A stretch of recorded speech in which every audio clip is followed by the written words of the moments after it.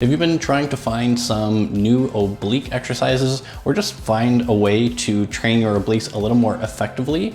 In today's video, I'm going to take you through my 2 favorite oblique exercises you can do at the gym or at home.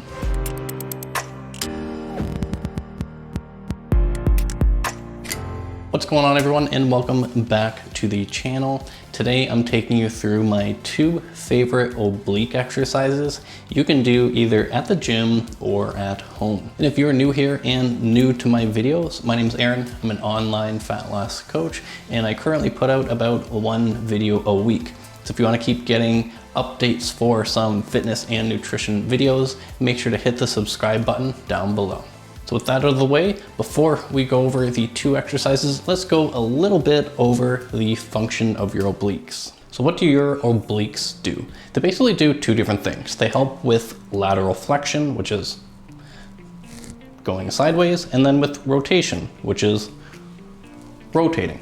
And you'll probably see people in the gym doing this exercise with the dumbbell. That's not always my favorite, especially for people who are newer, because it is a little more difficult to actually engage your obliques and not use like QL or your low back muscles, and there's a lot more risk than rewards for that exercise. So the exercises we're covering today are stability exercises that are great for your working your obliques. And the 2 movements we're going to focus on, so just like we have lateral flexion and rotation, we're going to work on anti-rotation, which is resisting rotation. So if someone was like trying to turn you, you have to use your obliques to actually resist that turn. And then we're going to work on more lateral stability. So if someone was trying to like push you over sideways, we're going to have to engage our obliques in order to not fall over. So our first exercise is going to be one of my favorite anti-rotation exercises, and that is the Pallof Press. Now this, I have to do it with a resistance band because the gyms are closed and I'm in my office.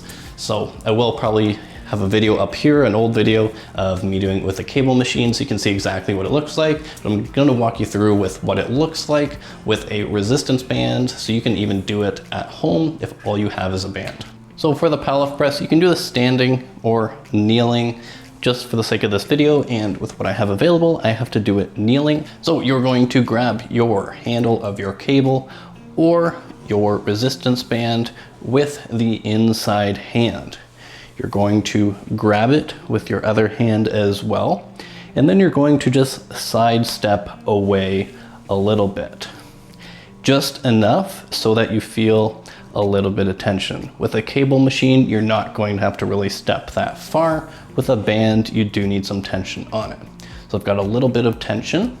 I'm going to keep my chest up, shoulders back, and then I'm going to push it out. And then it's actually on this outer portion where I have to resist the actual pull of the band pulling me back towards. So nice and upright, we're going to draw in the belly button, push our hands out, engage your abs, hold for 1 or 2,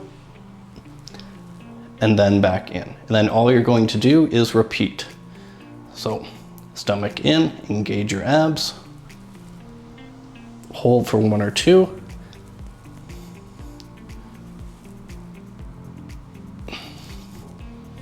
simple as that. It looks very easy, but it's actually quite difficult. You do not want to do a too heavy of a weight, or else it's going to be mainly a shoulder movement of you just fighting with the weight. So start off light with this one. Try to aim for anywhere between 12 and 15 reps to start with. Try not to just rep it out like this. Try to actually resist some of that pull. Try and hold it for a good 2 seconds and resist yourself from being pulled towards the machine. If you are just kind of repping it out, you're not really going to feel it as much. So take your time with this one and it'll be a lot more effective for you. So our next exercise is our lateral stability exercise. So we're doing an exercise called the Kettlebell March or the weighted march. So this is one of those exercises that's a little more difficult than what it looks. So if you do find it a little more challenging, I am going to show you how to make it a little bit easier. All you need for this exercise is a slightly heavy weight. I would recommend starting with an easy weight. And all we're going to be doing is a march in place. I will link a video, however, of me doing this walking. In a gym, you can easily do it walking down a gym. So I've got my heavy 50-pound kettlebell, and we're going to do a march in place. This is one of the best lateral stability exercises that you can do because of the uneven load. When you're in this march, you have to actually engage your obliques. If you don't, you're gonna fall over. So you're going to pick up your weight. Would recommend starting with a lighter one. Just like with the Pallof Press, we're gonna suck in that stomach before we raise our leg, and then we're going to march in place. So stomach in, tight abs, march. The important thing with this one, try not to just fly through it, or else you're not really gonna feel much. So take your time, almost do this in slow motion. So stomach in, brace your core, leg up, hold it for a second, and then back down. Other leg, and then back down.